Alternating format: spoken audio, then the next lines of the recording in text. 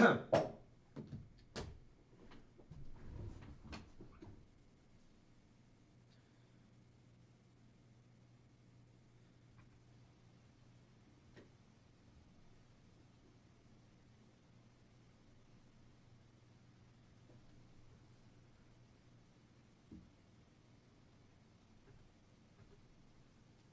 back to Frankly Speaking here on WYDC.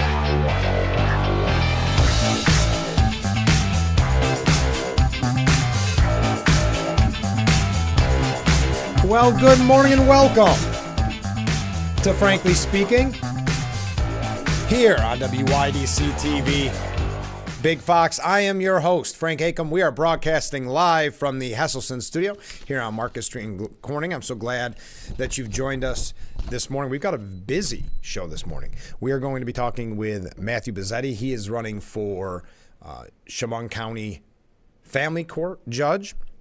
We're also going to hear from Sheena Rossetti. Sheena Rossetti is part of the group called Twin Tiers Family Forum that is holding the New York State Constitutional Amendment Prop 1 public awareness meeting, and that is today at 6 p.m. at the American Legion in South Corning. You'll get to hear from Bobby Ann Cox, Esquire, and New York State Senator George Borrello.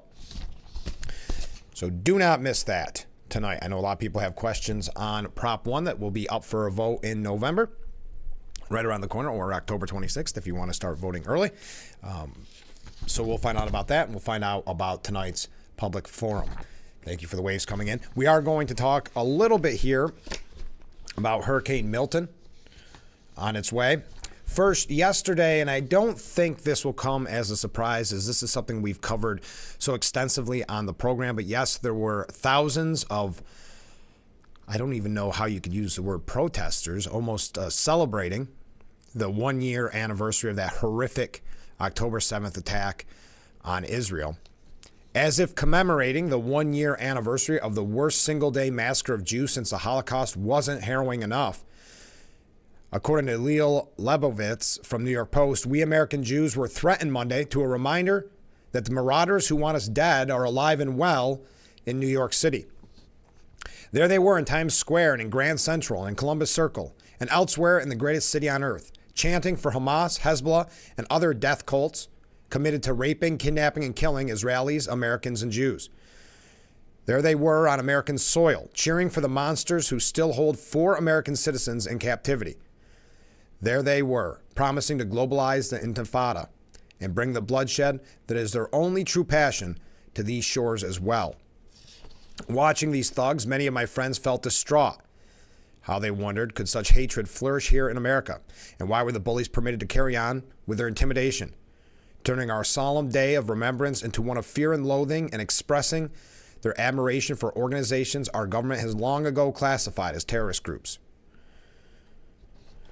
Now, Liel Lebovitz says that they don't, that they don't necessarily, this author doesn't necessarily agree with her friends that were scared, saying, I believe in America, I believe in American exceptionalism, and I believe that the jaunty little jihadists marching down the block are precisely the sort of wake-up call this great but slumbering nation needs to stretch its limbs and leap into the next big fight for freedom. You hardly need to be Jewish or a political scientist to realize that the so-called pro-Palestinian crowd isn't really all that interested in Palestine. Their main goal is America, the lone bastion of Western civilization, which is why they strategically chose all-American events like the Macy's Thanksgiving Day Parade or the Rockefeller Center Christmas tree lighting ceremony. If you recall last year, that's where they caused their mayhem.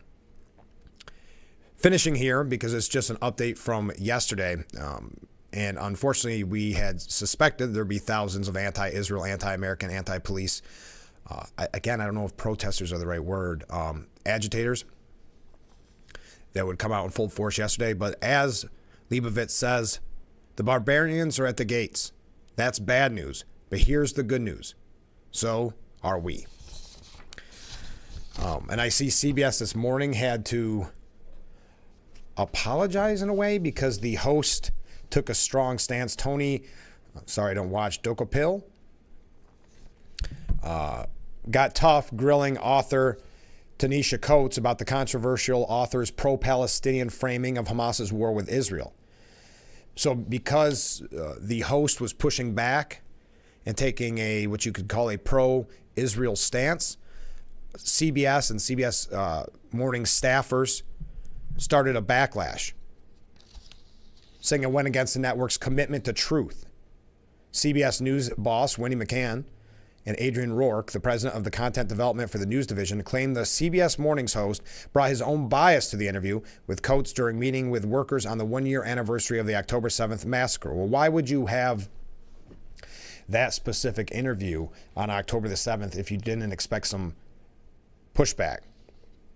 They said the sit-down conducted last week by Doak Pill and co-anchors, Gail King and Nate Burleson, did not meet editorial standards for impartiality, though they declined to provide any details. Do you feel that CBS Mornings, or in general, is always looking to meet some type of editorial standard for impartiality? Quote, we still hold people accountable, but we do so objectively, which means checking our biases and opinions at the door. We were here to report news without fear or favor. Take that for whatever it's worth. So there you go. So it's not just in the streets protesting. It's this kind of, well, as Van Jones said, the marbling in the Democrat Party of kind of anti-Semitism, and we've heard about staffs having a backlash when there has been kind of a pro-Israel stance taken at various companies and organizations. Okay, another piece of breaking news, if you will. American Water Works, a supplier of drinking water and wastewater services to more than 14 million people, said on Monday that hackers had breached its computer networks and systems, prompting it to pause billing to customers. We had broadcast this fear that this would become more prevalent. We've heard of instances where hackers in China were looking at the infrastructure when it comes to water, sewer, because it's something that almost goes overlooked. You may not have the security precautions that you should, because so many of these things, of course, run by computers. The Camden, New Jersey-based utility became aware of the unauthorized activity on Thursday and took protective steps, including shutting down certain systems. American Water Works stated in a regulatory filing. The company does not believe its facilities or operations were impacted by the cybersecurity incident, but is, quote, currently unable to predict the full impact. And if you think about it when it comes to wastewater, or think about it when it comes to the fresh water in the cities, it's not just about perhaps stopping the water flow. It's also about how they can mix the chemicals into it in a dangerous fashion. Quote, in an effort to protect our customers' data and to prevent any further harm to our environment, we disconnected or deactivated certain systems. There will be no late charges for customers while these systems are unavailable. The company is working around the clock to investigate the nature and scope of the incident. The company said it had notified law enforcement and is cooperating with them. According to its website, American Water is the largest regulated water and wastewater utility company in the United States and provides drinking water and wastewater services to more than 14 million people in 14 states and on 18 military installations. The real fear of this, and again, it's something that we talked about in the past, is something to not take lightly. The damage, and a lot of times when they are caught in this way, you wonder if it's just a test, if it's just to see what they can quote unquote get away with. U.S. officials have recently become concerned about alleged work by Chinese intelligence officers to breach critical U.S. infrastructure networks, such as water treatment facilities, and tied a cyber attack targeting U.S. broadband providers to the government in Beijing. The Wall Street Journal reported late Friday, citing people familiar with the matter. So not to scare you at the beginning of this Tuesday morning edition of Frankly Speaking, but it's also something that we need to be made aware of. We need to be vigilant and keep an eye on, because the implications right there stopped relatively quickly. But was it just a test case? Was it to see what they would notice and what they would not? Okay, we can talk about Hurricane Milton, if you would like. The Tampa mayor issuing a dire warning before Hurricane Milton that if you choose to stay, you are going to die. Pretty forceful statement there. Let me quote Mayor Jane Castor again. If you choose to stay, you are going to die. A literally catastrophic Category 5 hurricane that's barreling towards the Sunset State's coast. The powerful storm could hit Florida as early as Wednesday and may be more destructive than deadly Hurricane Helena, which ripped through parts of the Sunshine State just last week. Castor emphasized the attempt to ride out the storm could prove fatal. The time to flee is now, she urged residents. Quote, I could tell you right now, they might have done that in others. There's never been one like this. And it was a wake-up call, and this is literally catastrophic. As I can say without any dramatization whatsoever, if you choose to stay in one of those evacuation areas, you're going to die. Now, this is obviously the second natural disaster to hit Florida in 2 weeks, and is expected to make landfall as a Category 3 as early as tomorrow. It will likely deal its worst destruction to coastal communities, and Florida Governor Ron DeSantis said he can't see any scenario where we don't have major impacts. Florida is attempting its largest evacuation in years. The National Guard will have 8,000 troops on the ground per DeSantis. President Joe Biden declared a state of emergency on Florida just yesterday, which primed FEMA and the Department of Homeland Security to send federal disaster relief. Meanwhile, Floridians and soldiers are racing to clean up debris from before it can get swept up and cause more harm. Now, we're running a little bit late. Got some waves coming in. Karine Jean-Pierre, the press secretary, did you see she stormed out of a briefing room after accusing a reporter of spreading misinformation about the hurricane response? Fox News reporter Peter Doocy asked Jean-Pierre to explain why the Harris-Biden administration had nearly $157 million at the ready to assist displaced people and refugees in Lebanon, but needs to beg Congress for additional funding for the Federal Emergency Management Agency as FEMA faces a shortfall. And we learned about that shortfall last week. We talked about it quite extensively on this program. The White House spokeswoman said, "We've taken this very seriously, more than $200 million that we have provided to the impacted areas. But instead, people want to do disinformation, misinformation, which is dangerous." When Doocy asked what the lack of additional funding for FEMA, noted by President Biden in a recent letter to congressional leaders, but available funds for Lebanon says about Biden's values, Jean-Pierre again charged that this question was misinformation. It's been a while since we've heard misinformation. Your whole premise of the question is misinformation, sir. Doocy wasn't having it. He shot back, saying, "Excuse me?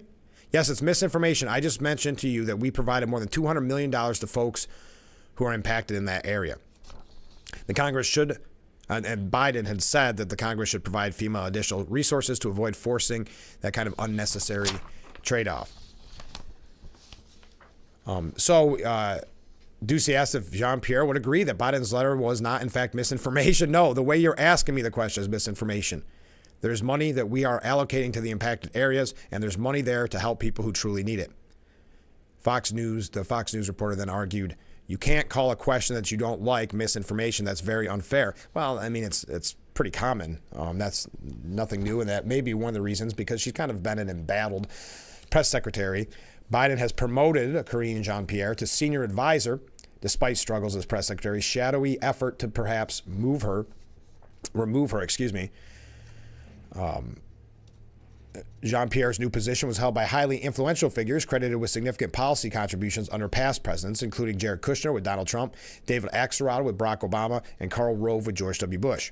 Karine has been a trusted advisor to the president and all of us here at the White House since day one. Her counsel will be critical to get as much done as possible for the American people in the coming months, it was reported on. The new title likely does not include a pay raise. She already earns $180,000 per year, the same as current senior advisors. She'll also have no changes in her job responsibilities as she continues to serve as press secretary. The senior advisor honorifics, quote, "mean nothing and are a joke," a former White House official told the Post. Oof. All right. There's a couple quick updates. How about that to start off the program? How much news can you pack in 13 minutes? Stay with us. We'll be right back with Frankly Speaking here on WYDC TV, Big Fox.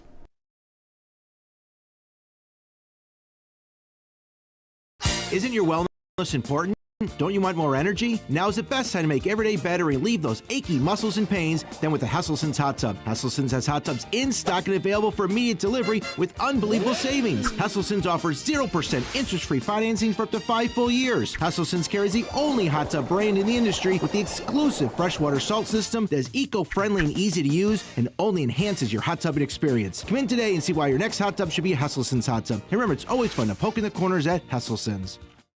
Your is always is in danger. Criminals can hack your information without you even knowing. Introducing Slim Mint, an ultra-thin RFID blocking wallet that keeps your cards and cash protected. Slim Mint uses the latest RFID blocking technology to prevent thieves from stealing your info. It's ergonomically designed to optimize space and keep your belongings organized. With the auto-locking Slim Mint, your cards and money stay securely in place. It has a built-in cash clip and a flexible outer band to fit your additional cards and cash. Call or click now and get Slim Mint for just $29.99. Order in the next 5 minutes and you'll get an instant $10 discount. So it's only $19.99. But wait, due to rising costs, this may be your last chance to get Slim Mint at this low price. There's a strict limit of 3 Slim Mint wallets while supplies last. Don't wait. Order now. Call 1-800-654-6604. Call or visit slimmintwallet.com. So call 1-800-654-6604. Order now. Race car drivers change lanes very fast, but with no outside mirrors. How come they don't crash? Introducing Angel View, the new wide-angle mirror that reduces blind spots. Angel View simply snaps over your car's rear view mirror, giving you a 160-degree view behind you. Just look at the difference. Look, ordinary rear view mirrors are small and flat, but Angel View has a huge mirror with curved glass. This convex shape allows you to see both blind spots with one glance. And with our Pro Edition special coating, it's anti-glare at night. Get your Angel View now for just $19.99. But wait, Angel View may be discontinued. Due to rising costs, Angel View is stopping manufacturing effective immediately. Once the current inventory is gone, it's gone forever. Order now. Call 1-800-897-0371 or visit getangelview.com.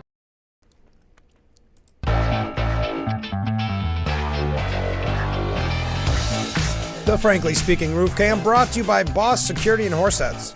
Contact Boss Security for all your business and home security needs. What a beautiful morning, a chilly morning, a fall morning here on Market Street.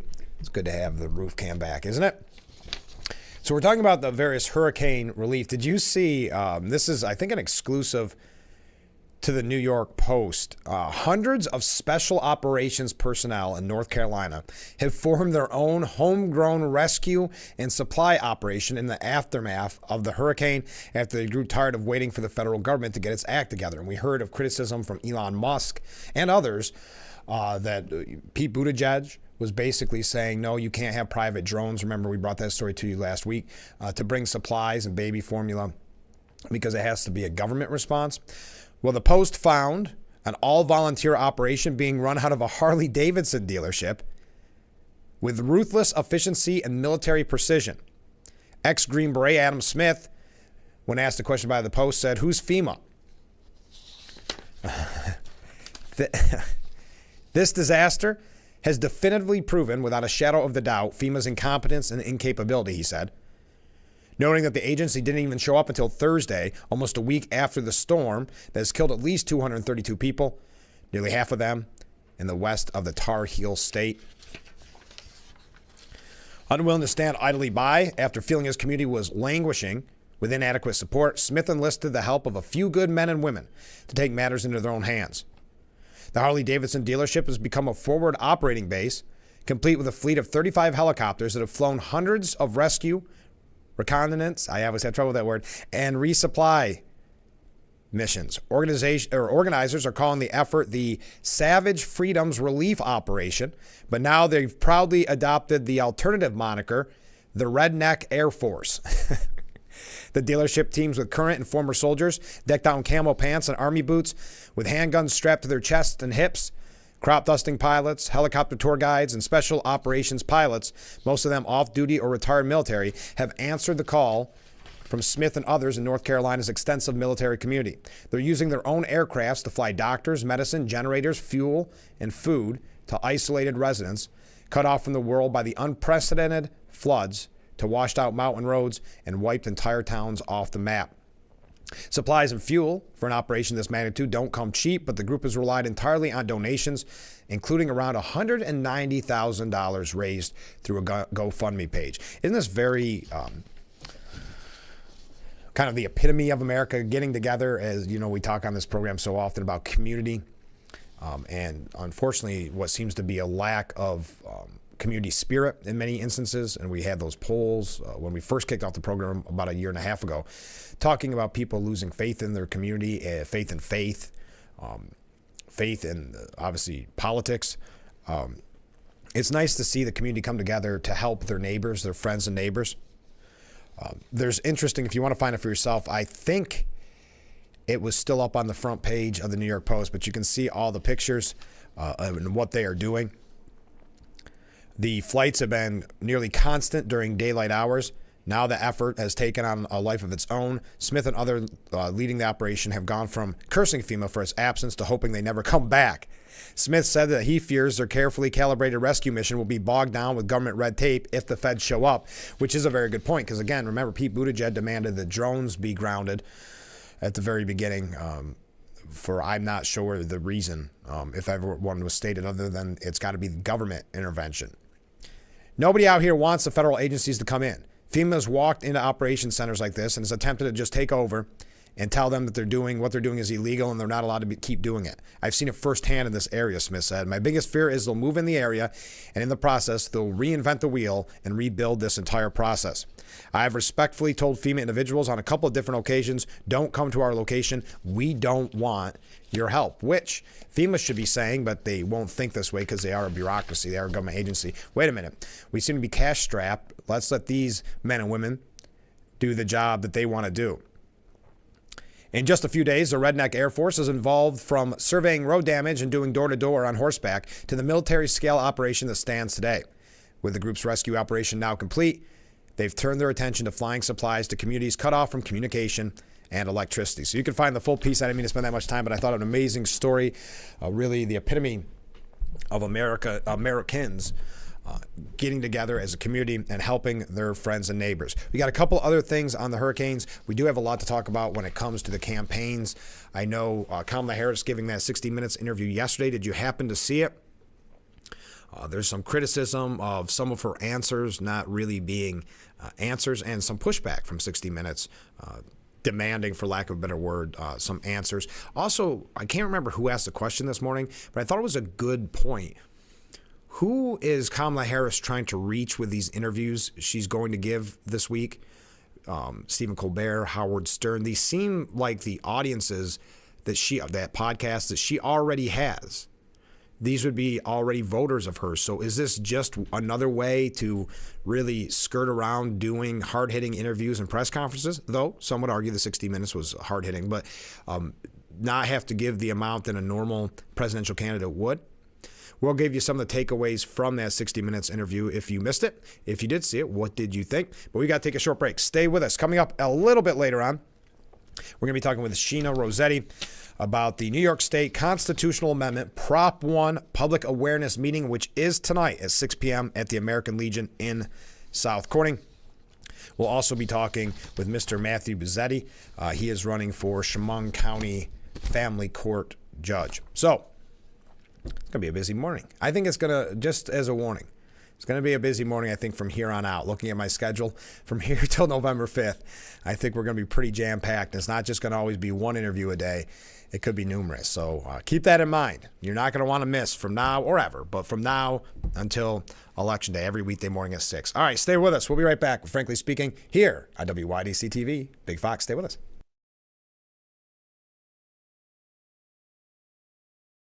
If you or a loved one regularly used hair relaxers or straighteners and were diagnosed with uterine, ovarian, or endometrial cancer, you may be entitled to significant financial compensation. I've used hair relaxers for years. I had no idea they could cause cancer. Chemical hair relaxers and straighteners have been linked to serious conditions, including several types of cancer. If you used hair relaxers and have been diagnosed with uterine, ovarian, or endometrial cancer, call us now. There's no fee unless we win your case. Call today. Your one is always is in danger. Criminals can hack your information without you even knowing. Introducing Slim Mint, an ultra-thin RFID blocking wallet that keeps your cards and cash protected. Slim Mint uses the latest RFID blocking technology to prevent thieves from stealing your info. It's ergonomically designed to optimize space and keep your belongings organized. With the auto-locking Slim Mint, your cards and money stay securely in place. It has a built-in cash clip and a flexible outer band to fit your additional cards and cash. Call or click now and get Slim Mint for just $29.99. Order in the next 5 minutes and you'll get an instant $10 discount, so it's only $19.99. But wait, due to rising costs, this may be your last chance to get Slim Mint at this low price. There's a strict limit of 3 Slim Mint wallets while supplies last. Don't wait, order now. Call 1-800-654-6604. Call or visit slimmintwallet.com. So call 1-800-654-6604. Order now. Rated the hearing aids of 2023 by Forbes, the Audien Atom 2 series offers superior sound quality and functionality for a fraction of the price. For just $189 a pair, the Atom 2 features 4 different hearing modes for all types of hearing loss. It packs crystal clear sound, a nearly invisible design, and is even rechargeable. I actually like them better than my old $5,000 hearing aids. They're so comfortable, I forget I'm wearing them. And the sound is amazing. The Atom Pro 2 is our smallest hearing aid yet, featuring advanced background noise cancellation, and is the world's first hearing aid with built-in UV cleaning that kills 99% of bacteria. I could not believe how my hearing and life changed without seeing a doctor or having a hearing test. Join over 500,000 happy customers today and get the hearing you deserve. Call 1-800-434-9816 or go to audienhearing.com to get your pair of Audien hearing aids starting at just $189. Frankly Speaking Roof Cam, brought to you by Boss Security and Horseheads. Contact Boss Security for all your business and home security needs. Beautiful view as we broadcast live from the Hesselson studio here on Marcus Street in Corning. Couple of comments from viewers. First up, the biased media reporters should leave their bias at the door when reporting the news and are supposed to report only the truth. But when it comes to reporting on political issues, I guess they are exempt from this supposed policy. Good morning, by the way. Well, good morning. Yes, there is some very important truth there because that's really where these fact checks came about. They're trying to look as if they are doing their job, all while entrenching the interview with their political bias. So I think that's a very good point there. Oh, okay. Here's another comment from a viewer. When does early voting begin in New York, and where or how does it work? Is it mail-in? The lot to dissect there. Actually, we have a special coming up. I'm going to tell you the answer, but we do have the special coming up on Big Fox that we put together with the Board of Elections, with a Democrat representative, a Republican representative, just talking about how you can get involved in politics, early voting. So early voting starts in person on October 26th. But if you recall, and this is a little confusing for me, so bear with me. I'm going to do my best here. If you recall, former Congressman Joe Sempolinski talked about it last week, where there is this early voting, which is basically an absentee ballot that you don't have to have an excuse to be an absentee. It's really what Republicans didn't want throughout the country. Of course, New York, or I don't know if Democrats really want it, but the Republicans kind of fought against it, but in New York, it wasn't implemented. So really, it's a mail-in absentee that they don't call an absentee. They call it early voting. But there is the early in-person voting, which starts on October 26th in Bath. And I have the headquarters. Well, it's going to be a part of the special. I didn't have print off, but I hope that's helpful. So you can get that early voting by mail if you contact them. But if you want to go in person, it starts on the 26th of October. Okay, let's go through a couple more comments. This one, yes, Ken, you really got to stop doing this to yourself. Ken did watch the 60 Minutes last night, and we appreciate it, and we thank you for your service, Ken, throughout this whole election season. But let's begin with what he had to say. Frank, I made the mistake of watching 60 Minutes last night, which had Harrison Walls on. My wife watched Dexter on the kitchen television while curiously sharpening her knives and incoherently talking under her breath. I'm starting not to say I can't blame her here, Ken. Harris didn't have any more info on her policies, and the knucklehead lied and talked mumbo jumbo, meaning the knucklehead is Walls, of course, is self-proclaimed. The interviewer pushed her a little on how she would pay for her buying voters plan. My words, not his, and the fact that the Biden-Harris administration quadrupled the amount of crossings of illegals into the country for each of the past 3 years, asking if she would have done anything differently. As usual, she answered with non-answers. It wasn't really an interview. It was more a Harris-Walz campaign event focused on trashing Trump. CBS focused on Trump accepting, then backing out of the interview. Yes, I saw that was a major story. Can you imagine, I guess, the lack of self-awareness that the media would be critical of Trump for that? After, listen, not me saying it. We had an op-ed not that long ago that said, imagine Trump goes to these outlets, gets called a fascist, but he's still criticized for not doing more interviews. Harris doesn't do any interviews, just recently starting putting on this blitz with friendly media. This would arguably be the toughest interview she's faced, and look at how it turned out. But yes, the focus was on Trump accepting an interview with that 60 Minutes and then backing away. How that's news when you have a presidential candidate who never received a single vote to be in that position, to be the candidate, the nominee. So you would think it would be encouraged to face more scrutiny. That is not the case. The media seems to be okay with the very small amount of interviews she's doing, and even praising up the media blitz that she's doing with all very friendly outlets. That podcast, you have 60 Minutes, arguably the toughest one, but then you have Howard Stern, who's been fawning over Democrats for quite some time now. You have Stephen Colbert, which of course is going to be friendly to her. You have The View as well. And I think that there may be another one or two. But thank you, Ken, for watching, and thank you for your update. Okay. Okay, we got a couple other ones, but I didn't have a chance to read them. Back to the hurricane. We are going to talk about 60 Minutes probably a little bit towards the end of the hour. When we take a break, when we come back, we're going to hear from Sheena Rossetti about tonight's, because to that person that asked about early voting, this is going to be on the ballot in New York State, which is Prop 1. We've kind of simplified it by saying that for whatever this is worth, and I'm not suggesting this is, you do the research yourself. That's why you go to the thing tonight, the forum tonight at 6 o'clock at the American Legion South Corning to find out for yourself. But it's kind of been simplified down here, so I don't take up too much time. Republicans are saying no. Democrats are saying yes to the proposition. If you recall, a couple weeks back, I went through and kind of dissect all the legalese, all the wording of it, and it raises some very big red flags. We are actually going to have a couple experts on the program to talk about that after the forum, but I don't want to get too much into that because I want you to go to the forum tonight. Okay, one last thing. Vice President Harris took aim at Ron DeSantis yesterday for reportedly not taking her calls regarding federal storm relief efforts as a second powerful hurricane bears down on Florida. People are in desperate need of support right now, and playing political games at this moment in this crisis situation is just utterly irresponsible, and it's selfish. It's about political gamesmanship instead of doing the job that you took an oath to do, which is to put the people first. Asked about the reports at a hurricane news conference, DeSantis said he wasn't aware Harris tried to reach out. I didn't know that she had called. I'm not sure who they called. They didn't call me. It wasn't anything that anybody in my office did in terms of saying it was political. What a weird criticism of Harris. Well, I guess she's assuming that everything is political because everything to her is political. Asked about the federal response, DeSantis said during his news conference that we have gotten what we needed from the feds. The president has approved what we asked for. I'm thankful for that. Everything we asked for from President Biden, he's approved.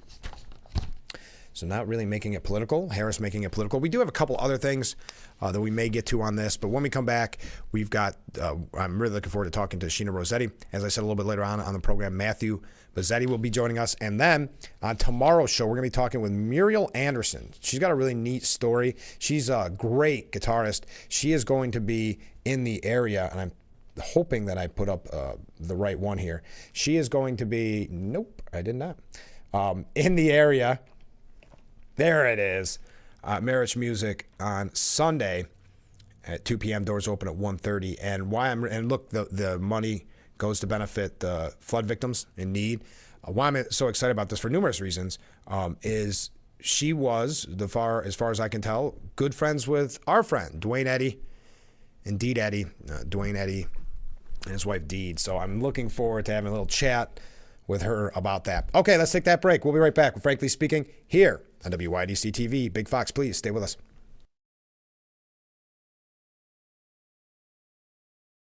Hi, I'm Suzanne. Welcome to Pangea Global Tea House. Pangea Global Tea House offers comfort foods of the world. Over 50 teas, a sampling of cuisine from over 10 countries. Globally inspired cuisine and striving to give you an ultimate experience. Come in and try the frankly delicious Turkey Club special for just $20, including your beverage of choice. Pangea Global Tea House. Yet a really good tea house bringing you the flavors of the world, offering something for everyone. Bathroom of your dreams is only a phone call away with BCI Bath and Shower. We can make your ordinary bath and shower extraordinary. This is not a cookie-cutter design. This is a complete custom build that will fit your every need. It's never been easier or more affordable than right now to get the bathroom of your dreams. We have the best monthly programs in the industry with payments as low as $99 per month or no payments, no interest for 18 months with approved credit. The hardest part of your new bathroom is gutting and building the tub and shower. If your bathing area is old, there could be damage behind the walls and possible mold and mildew, which can be a serious safety issue. At BCI, we don't cover a problem, we fix it. Call now to get a never clean glass treated door with the no-track system at half off for the first 50 callers. Factory trained, certified installers made in the USA and discounts for seniors and military. Call 800-704-1798. That's 800-704-1798. What do you do when your tire goes flat and there's no air anywhere? You reach for Bullseye Pro, the smarter, faster, hands-free way to fill it up with air. Bullseye Pro is equipped with a rechargeable lithium-ion power plant. So fast and so convenient. It's like the power of an air compressor in the palm of your hand. Look, you can inflate all 4 tires on a single charge. It has a built-in smart pressure digital sensor that gauges and automatically stops when the set tire pressure is reached. Easily inflate pool toys, exercise balls, and more. Call or go online now and get the complete Bullseye Pro inflation system for the factory direct price of just $79.99. Plus, we'll ship your entire order free, and we'll give you a 50% discount on a second one. Order now. Order call 1-800-970-9843. That's 1-800-970-9843, or go to getbullseyepro.com. Welcome back to Frankly Speaking here on WYDC TV Big Fox. I'm your host, Frank Acom. We're broadcasting from the Hesselson studio. I'm so glad that you would join us this morning to be on the show because so many people have questions about Prop 1. Have you found that?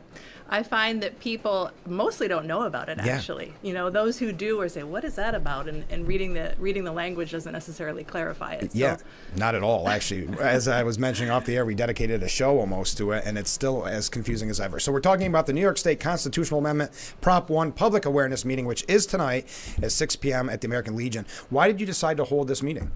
So our forum is dedicated to helping provide information and social networking opportunities for Christian families and those who come alongside and help them.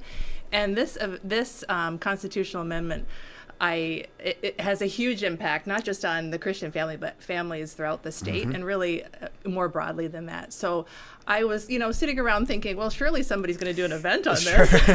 This isn't just a Christian event. This is a really important voter awareness event. And then I leaned back and saw that nobody was doing it. So I decided to do it myself. And we're really opening it up to the whole community because we know that this is something that will impact everybody. And I've got a feling people that do know about it, that are aware, are probably pretty passionate about it, like your guest speakers specifically. Yeah, I would say that anytime you have something that is a constitutional amendment, that should make you stand up and look and see what is this, because that's enshrining into the highest law of the state something that presumably is of importance for the legislature to get involved in it. So our two speakers, so our event tonight is really first and foremost to help voters understand what's on the ballot. Sure. Secondly, we are taking a position, the speakers who are coming in are taking a position that this is not a good, that the vote should be no, that this amendment is not going to be good for the people of New York State. But the voter awareness is the first order of business. So our two speakers, Bobby Ann Cox is an attorney that's really become an expert on this amendment. She's traveling throughout the state speaking about it. She was actually the lead attorney in a case to keep the amendment off the ballot because of the way it was rushed through and the procedural steps that were not followed, it was said. So she won at the lower level. That unfortunately was overturned at the higher level, but she's very passionate about this constitutional amendment. And then matched up with her is Senator George Borrello. He's the state senator from the 57th district, just a little west of Hornell. It's a huge district. Yes, it is. So he's going to give kind of the background of how this amendment was put before the voters by a vote back in 2022 in the legislature. So he'll kind of explain how it came to be that this is in front of voters, and also what the trigger laws are that are sort of waiting to go into effect if it's passed. So he'll give the legislative angle. Well, I know we've talked about it on the program because I think it was the New York Post has been reporting on this pretty effectively, but people don't even realize about the implications that could come from this, because it is kind of written in a generic way where you may be opening a can of worms that you were not prepared for. Yeah, I mean, this language is cloaked in the language of anti-discrimination, but when you dig into it, it's creating these protected classes of people, and our position is that ultimately this is going to hurt people, because the way it is being presented is really against the truth of who the human person is. So one that I think a lot of people would agree with, this idea of not discriminating based on age. Yeah. And yet throughout our laws we have discriminations, appropriately so, based on age. You know, the more extreme ones relating to statutory rape, but you could think of prison sentencing, and you know, we're tipping into areas around gender ideology that are being pushed on kids. But it's not just that area. Age is written throughout our law, that we treat people differently according to their needs. So that's an example of how something that's presented, of course we wouldn't want to discriminate about, against somebody based on their age.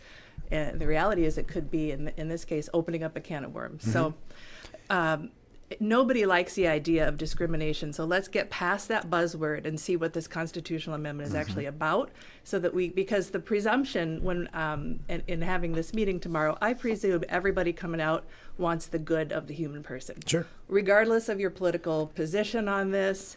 If you're coming into this event, I have goodwill towards you. Our speakers are going to presume that you want to understand this, and that that we're all there for the bigger picture of serving the human person in our midst. So, how can we understand what this law might actually do if it's passed is kind of first and foremost at the top of our mind. But we're presuming that we all have the best intentions. So let's dig into the details. Right. Do you find that people maybe struggle to go to events like this because of the political nature of things? Definitely. Yeah. And so just a little background maybe about the Family Forum. We started in 2022, very informally. It was after COVID. And, I'm a mother of 6, and I have, they're all school aged at this point. So I know in my own life and among kind of the group, the community that I'm in, there's so many conversations about how to raise our children, how to live out this unbelievable vocation of raising a family. And I have been involved in the past in mothers groups. I worked for a while at Nottinghood Parent Resource Center in Corning. I have a lot of passion around family development just in general in the community, but then my own life, it's important to me. So I was kind of hearing people asking questions about COVID, about and just not just mom groups, but like, let's get as many people involved in those conversations as possible. So we started doing these forums for moms and dads, but then anybody who wants to come alongside and help them. And we would talk about issues like mental health. That was a big concern coming out of COVID, and education. We did a variety of topics, and sort of the idea is, let's take this out of the no offense, but the media world. Sure, none taken. Discuss. Really important issues should not be discussed primarily on social media. I agree. We don't use social media at all, actually. These events are only done by direct invitation. I'll put flyers up sometimes, but the idea is personally invite people who are important in your life to come together and then personally talk about the reality on the ground in your community. So we try to redo a little research before our events to understand some of the local data. For example, on mental health, I tried to bring some of that local data to the conversation. But then we open it up. All right, let's talk about what this issue actually looks like in our community. Because whatever you might read online or read nationally, it's not relevant if it's not happening here. Right. So, getting coaches to come and getting educators to come alongside parents and talk about what they see from their angle is really important. So we always have the ground rules of We're here to talk about, facts and Yeah. issues. We don't get into personal slurs. We have a presumption of goodwill at our meetings. Sure. Anything is up for conversation. It's a forum. That's the way these things work.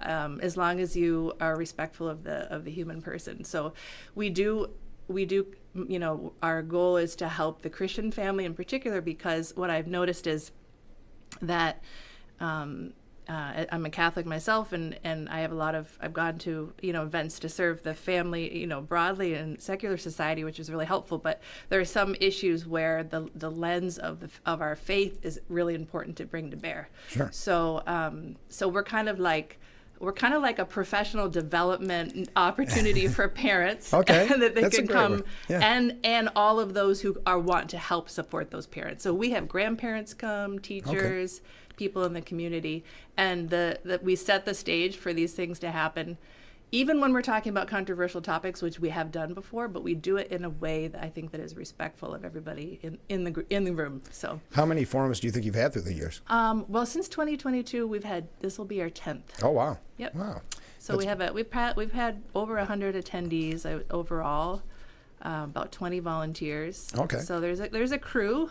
Yeah. And we kind of do one by one. We're like, all right, what are people talking about? What are the things that families really need more help and understanding? Mm-hmm. So it's been interesting. It's a great way to kind of get to know the community. And Sure. Well, then we're talking about the New York State Constitutional Amendment, Prop 1, public awareness meeting tonight at 6 p.m. Again, I know we were just talking about it, but I learned about the prop, sadly, from going to the Steuben County Fair and seeing a sign up at the Republican booth that said vote no on the prop. And until then, I hadn't even really heard about it. Why do you think it's been so quiet?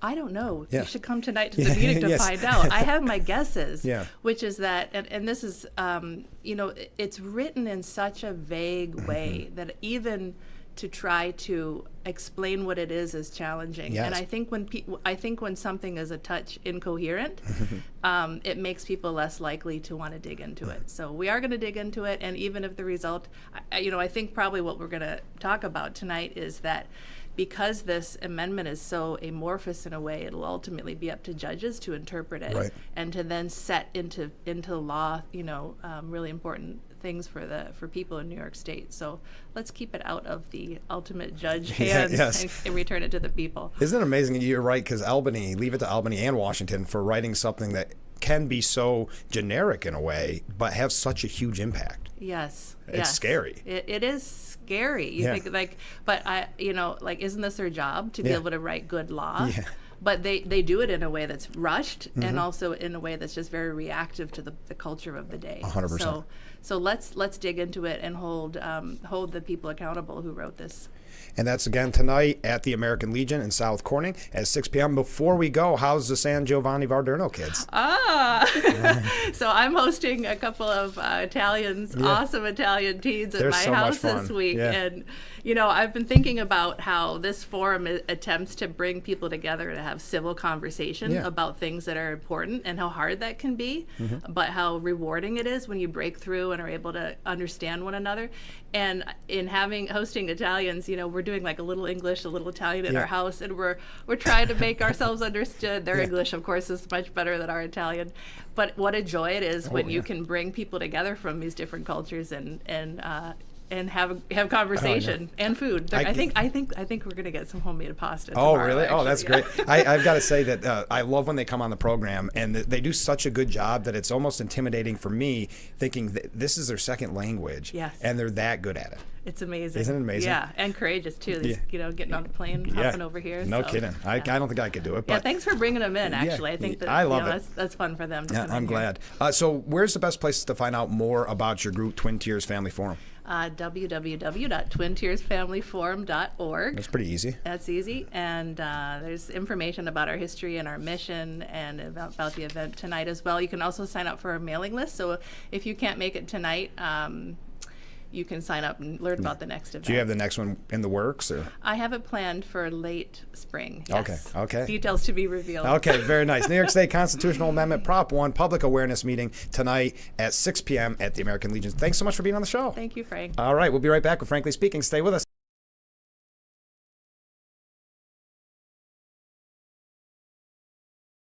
Attention, El Moron may leave to vision loss. If you have suffered vision problems after taking Elmeron to treat bladder pain, call the Hearn Law Firm. Elmeron may be responsible for your vision problems, and you may deserve compensation for your injuries. If you took Elmeron and now have vision problems, call the Hearn Law Firm at 888-308-3866 right now. You could find out if you qualify in less than 2 minutes. Call 888-308-3866 for your free case review. Isn't this important?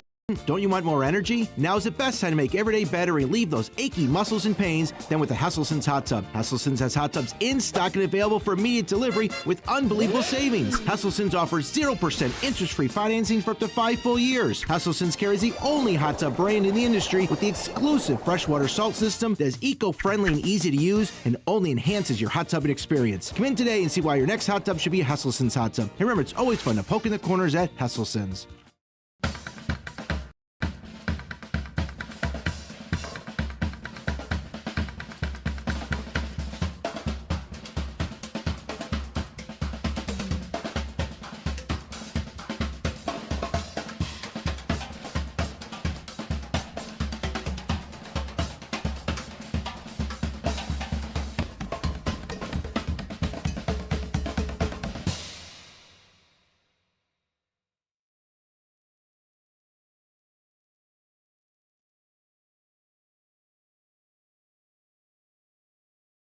Have you been unable to work for over a year due to a mental or physical disability? Were you recently denied Social Security disability benefits? Great news. You may be eligible for money, back pay, relief.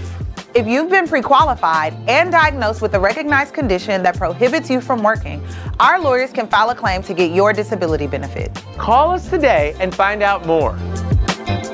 Call now, 844-617-0440.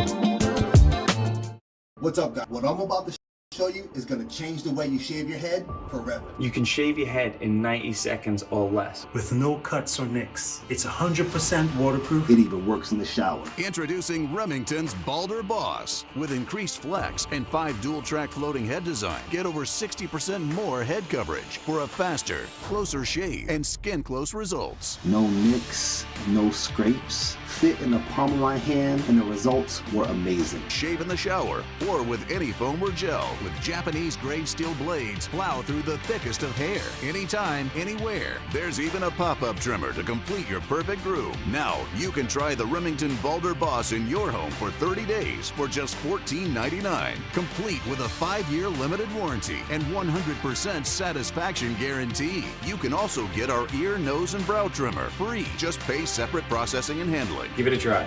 You won't be disappointed. Order your Balder Boss.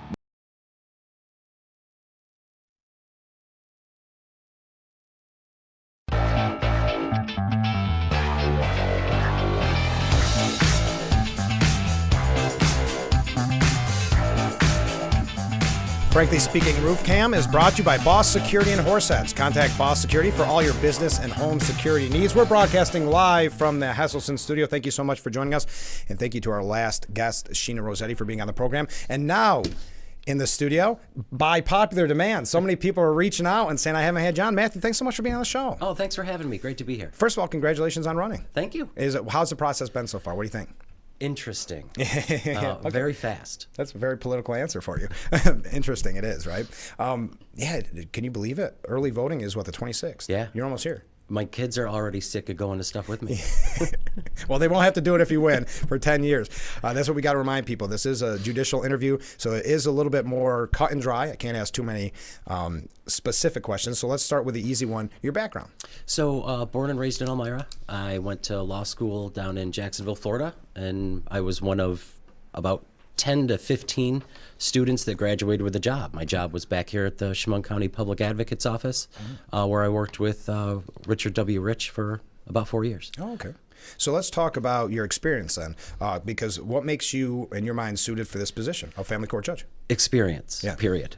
I'm in family court every day. Okay.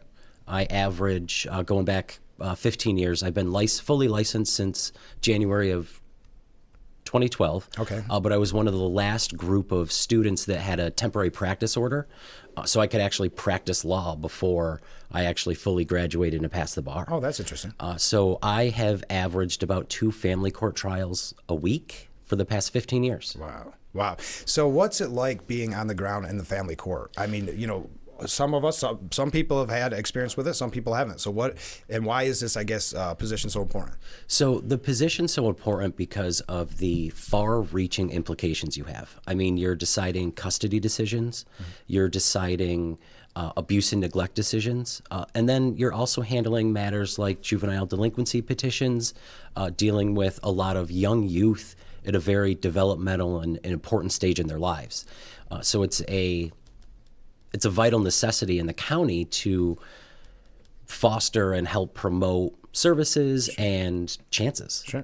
And what made you originally get into family court law? Why was that your choice? My family life. Yeah. So growing up, I grew up, my parents divorced when I was 4. Okay. I know the effects that it has on people. And then likewise, the past year and a half, personally, I've been going through a divorce, and we've worked very hard and worked together to not have to utilize a very overburdened and overrun system. I'm glad you mentioned overburdened. We're going to talk about that in a moment, but what was it? Because you're obviously a busy person. Why did you decide to run for this position? We got a new position when the legislature passed it back December last year. Okay. And it was a very difficult decision because I have, even though I'm a solo practitioner, I'm the only attorney in my office, I handle about 300 cases at a time. Wow. 50% of those are in divorce matrimonial, and then I'd say between 50 and 40 are criminal defense. You get the most, I don't want to say joy, but you get the most satisfaction out of handling family court cases because you meet people of all varieties. I mean, I've represented homeless individuals in family court. I've represented indigent. I've represented executives from, Corning, corrections officers, police officers. You really get to meet and make friends and become friends with everybody. Sure. And you mentioned it's a little different because of this new position. Could you explain the race for people? I know we've had your opponents on. It's one of those things where it could get glanced over if you're not paying attention, right? Exactly. I'm sure you've experienced that. Yes. Yeah. A lot of people are like, what, family court? You have to run for that? So it's a 10-year term for Chemung County Family Court, and it's only family court. The position you vote, you'll have the option to vote twice. The top 2 vote getters will then get in and have the job. For 10 years. That's amazing. Yeah. I mean, it's interesting because for those 10 years, you can't speak on politics, but now you have to speak on politics. We get about 9 months to a year every 10 years to jump right in and go full throttle. That's so wild. So how's the campaign going so far? Great. Yeah. A lot of positive feedback. I love talking and meeting people. That's been the most fun thing about this. Yeah. I spent 9 hours in a dunk tank at the Big Flats Community Days event, only taking a break to put my daughter on my back and run through the parade and hand out candy to everybody. So it's been a very, very fun time. And when you talk to voters, other than the confusion surrounding the race, what do they normally say to you? They're asking how it applies to them because a lot of people luckily and thankfully, don't have to encounter the family court system. And a lot of people don't realize that it's largely tax funded. When you're talking about assigned counsel rates and things like that, that just went up from $75 an hour to $158 about 2-3 years ago. Okay. And that's all taxpayer funds. So, looking at who's eligible, who's not eligible, who really needs an attorney, who doesn't, which is everybody. Everybody needs an attorney. Right. And that's really how you can start to foster conversations with people who don't have to go to family court ever. Okay, that's interesting. Now, what are you focused on if you're successful come November 5th? What are your main focuses going to be for Chemung County Family Court? The system right now is at a critical breaking point. Mm-hmm. In Chemung County, we have 2 publicly assigned offices, the public defender and public advocate. They are severely understaffed. For a while there was not really an order, but the district judge said, you can't assign cases to this office anymore, which then brought it out to all the private attorneys. Sure.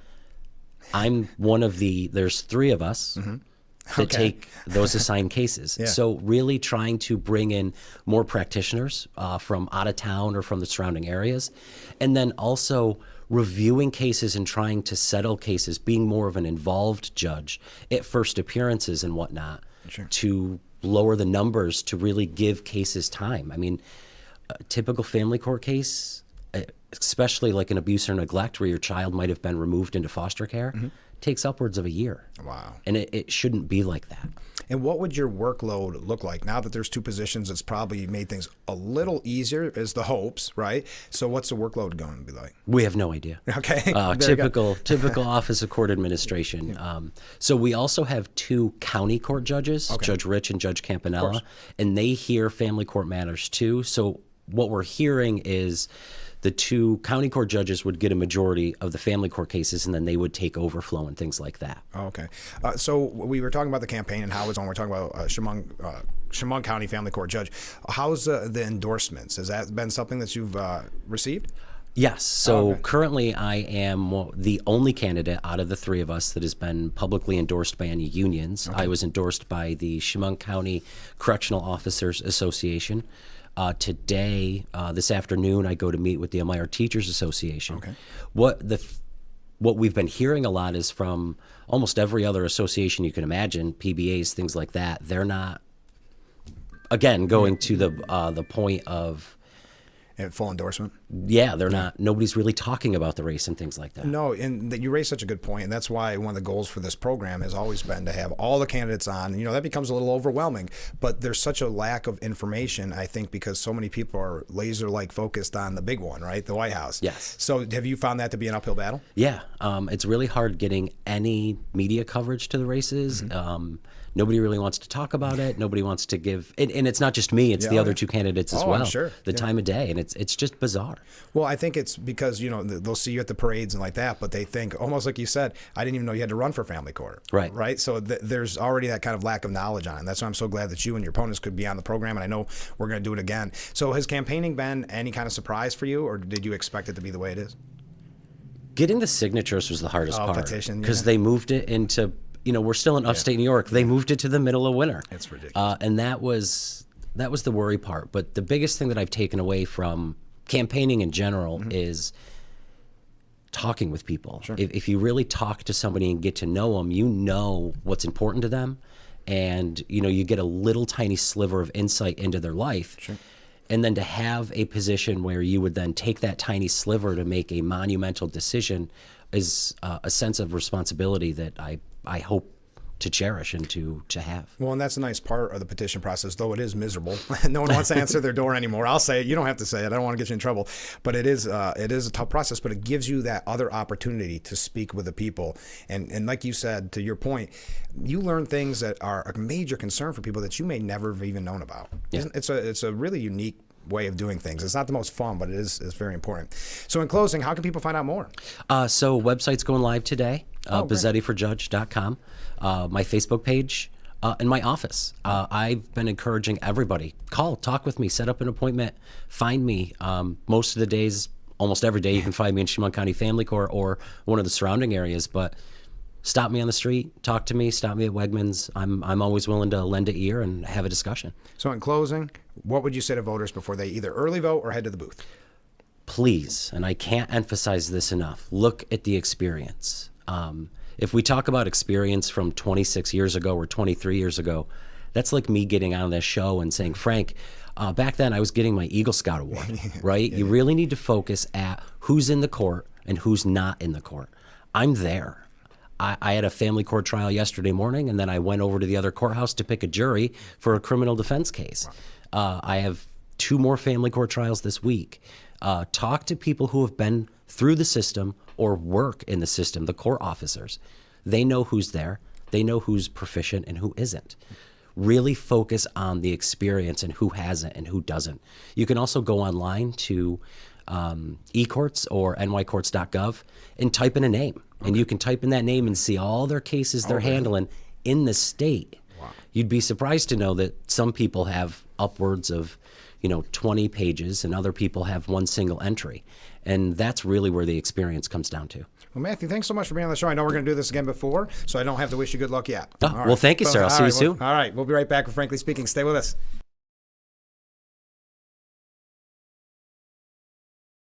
If you or a loved one regularly used hair relaxers or straighteners and were diagnosed with uterine, ovarian, or endometrial cancer, you may be entitled to significant financial compensation. I've used hair relaxers for years. I had no idea they could cause cancer. Chemical hair relaxers and straighteners have been linked to serious conditions, including several types of cancer. If you used hair relaxers and have been diagnosed with uterine, ovarian, or endometrial cancer, call us now.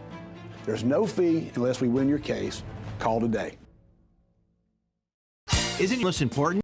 Don't you want more energy? Now is the best time to make every day better and relieve those achy muscles and pains than with the Hesselson's Hot Tub. Hesselson's has hot tubs in stock and available for immediate delivery with unbelievable savings. Hesselson's offers 0% interest-free financing for up to 5 full years. Hesselson's carries the only hot tub brand in the industry with the exclusive freshwater salt system that is eco-friendly and easy to use and only enhances your hot tubbing experience. Come in today and see why your next hot tub should be a Hesselson's hot tub. And remember, it's always fun to poke in the corners at Hesselson's.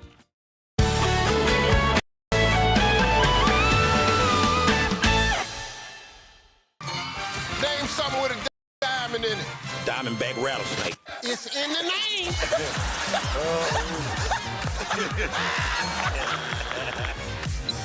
Name a low-calorie food you might make your edible underwear out of. Salmon. Watch it weeknights. Share it the next day. Wild caught Norwegian teriyaki.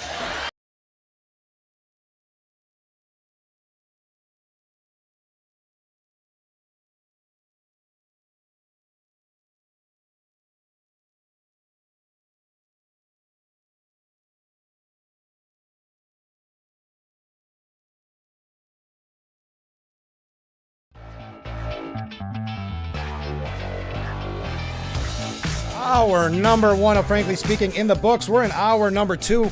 Time flies. Wow, busy morning this morning. Thank you to all of our guests. It is going to be similar to that from here on out until Election Day. We do have a few chosen days that I blocked off so it can just be you and I together. Let's go through some of the comments during the last few breaks. Good morning, Frank. Well, hey, good morning. Don't get me wrong, I'm glad that this community and others are actually saving lives and helping, but we pay big tax dollars for these services, and soon it will become the duty of the people with no funding at all, just more burden for the people. That's a good point. And if you're just joining us, that's in reference to what they call themselves the Redneck Air Force, which was they took it upon themselves to help their community after the hurricane because FEMA wasn't there, even being asked or even saying, who's FEMA? So the idea was for them to get together, and much like Elon Musk was complaining about during, I think it was during the Butler rally, but the drones were stopped and they weren't allowed to deliver without kind of government sanction. To your point, yeah, when does it become, it almost seems like it's there, doesn't it? Where now it'll just be expected for the community, even though we're paying these huge tax dollars, to step up and protect their neighbors. They're going to want to do that anyway. They're going to want to help their neighbors anyway. But the fact of the matter is, it should be, with all the money that's being paid for, should still have FEMA help coming to the ground. So thank you to that point. Next up, Ken writes, can we really refer to the interviews that she, meaning Harris, is doing with Colbert, The View, Howard Stern, and call her daddy as the media? The only one that even came close to being called media was 60 Minutes. Yeah, that idea of a media blitz is kind of, I guess it's just because it's a term that's been used so often, media blitz. But yeah, I'm not really sure if you can call the podcasts and Howard Stern real media, but I think that's part of the plan. Does one with 60 Minutes, boom, good. And then the other ones, she can say that she's out there on this big campaign to have her message heard. I to your point, and I think it was the New York Post as an opinion piece, that who are you really even trying to reach with these interviews? Meaning, that they're already her fans. Okay. We might have froze for just a second. I apologize if we did. Okay, here's another comment from a viewer. Once again, I wish to thank Ken for watching for me. Yes, Ken was kind enough to watch the 60 Minutes interview. So once again, I wish to thank Ken for watching for me, says one viewer. Thank you, Ken. Also, a shout out to Sheena Rossetti for making this meeting happen. So important. And if you're just joining us, that is the New York State Constitutional Amendment Prop 1 Public Awareness Meeting being held tonight. Again, being held tonight, 6 p.m. at the American Legion in South Corning. Do not miss it. I know we've had a lot of people asking questions about that prop. And if you recall, a few weeks ago, maybe even a month ago now, I went through and kind of dissected what is being talked about, what is being changed. We are going to have on some guests tomorrow. Senator Borrello is going to join us to talk about it. He's a part of the forum tonight. He's going to join us to talk about the prop. So we are going to do our best now for November. And as we were talking with Mr. Bazzetti, there is a lack of media coverage for some of these things. So this is why we're trying to make, frankly speaking, your home to find out all about the local races, because we know about the national race. We want to focus on the local, so we're better informed when we go in the voting booth, and it's not just a, 50-50 shot, I'm going to say yes or no on the prop. We have to have the information. So again, that meeting is tonight. If you are interested, at the American Legion, South Corning, 6 p.m., Bobby Ann Cox, Esquire, will be there, and New York State Senator George Borrello. And they'll tell us, quote, how Prop 1 harms families and children and why you should vote more. Find out more at twintiersfamilyforum.org. Okay.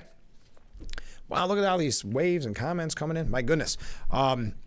We will get to all, well, thank you. We'll get to all of your comments as best as we can do coming up after the next break. I know I ran long. That kind of fell wonky this morning, so we went a little early with Matthew so that he wouldn't have to just sit here and stare at me, which is always awkward for a guest to have to do. Okay. To a point made yesterday on the program where people were concerned about voters with these hurricanes, I should say, having the opportunity to vote. Trump believes his supporters in the storm-ravaged South will turn out on Election Day, quote, even if they have to crawl to a voting booth.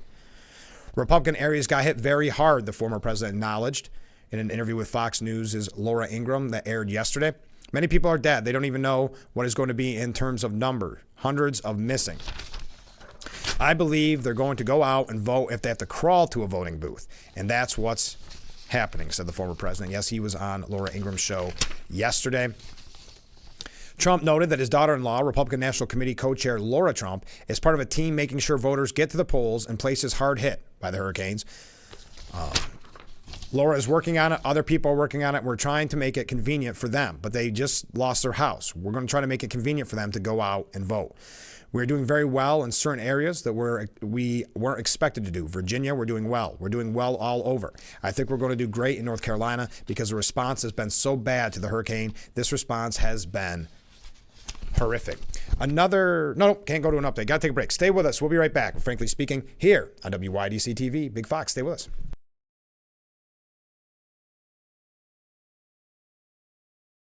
In honor of Breast Cancer Awareness Month, our blue logo is going pink. For those who've won their fight against cancer, we salute you. For those still fighting, we support you. And for those who would like to help, go to WilliamAttar.com. At William Attar, we've helped thousands in our community after a crash with serious injuries. You know us, you know our focus, and you know we can help. Call the firm with the focus, the firm with the fours. 444-4444. Looks like y'all got a lot of stuff here in your water. You're never gonna believe it, but this can filter up to 60 different contaminants from your water. It's all about cleaner drinking water. Dude, that's good water. And that's good water. Now that's good water. That's good water, eh? No matter where you live, there's a Culligan water expert nearby. At Culligan, we think about your water, so you don't have to. Call today to schedule your free water test. What do you do when your tire goes flat and there's no air anywhere? You reach for Bullseye Pro, the smarter, faster, hands-free way to fill it up with air. Bullseye Pro is equipped with a rechargeable lithium-ion power plant. So fast and so convenient. It's like the power of an air compressor in the palm of your hand. Look, you can inflate all 4 tires on a single charge. It has a built-in smart pressure digital sensor that gauges and automatically stops when the set tire pressure is reached. Easily inflate pool toys, exercise balls, and more. Call or go online now and get the complete Bullseye Pro inflation system for the factory direct price of just $79.99. Plus, we'll ship your entire order free, and we'll give you a 50% discount on a second one. Order now. Order call 1-800-970-9843. That's 1-800-970-9843, or go to getbullseyepro.com.